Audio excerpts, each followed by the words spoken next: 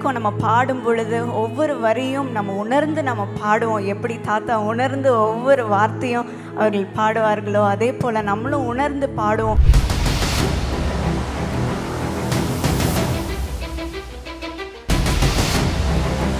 நீதிமானுடைய வாய் ஜீவ ஊற்று என்று சொல்லியிருக்கிறது.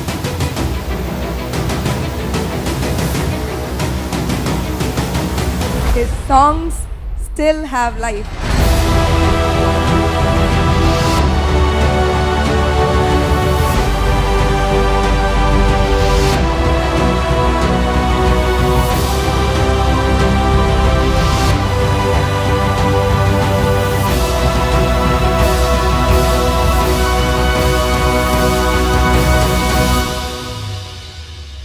சாங்ஸ் வந்து தெய்வீகத்தன்மையாக வர்றது வந்து ரொம்ப இட்ஸ் வெரி டிஃபிகல்ட். எல்லாருக்குமே அந்த கம்போசிஷன்ஸ் வராது. அது they must have some religious contact with the God.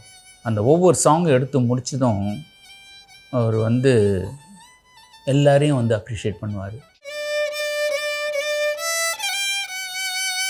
நான் வீதியில், தெருக்களில், கிராமங்களில் சுவிசேஷத்தை அறிவிக்கிற சுவிசேஷகனா நிற்கிறதுக்கு என்னை அதிகமாக பாதித்த ஒரே ஒரு சுவிசேஷகர் அங்கிள் டிஜிஎஸ் தினகரன் மட்டும்தான்.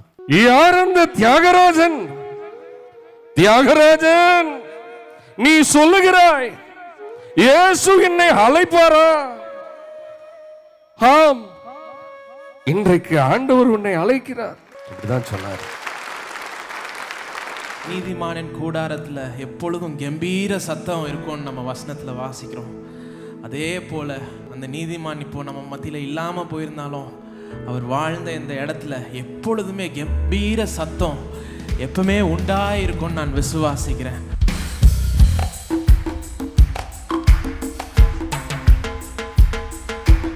இது என் வாழ்க்கையில் மறக்க முடியாத ஒரு கிஃப்ட். இத்தனை வருஷம் பிறந்தநாள் கூட நாங்கள் அப்படி கொண்டாடி இருப்போமோ என்னமோ தெரியாது.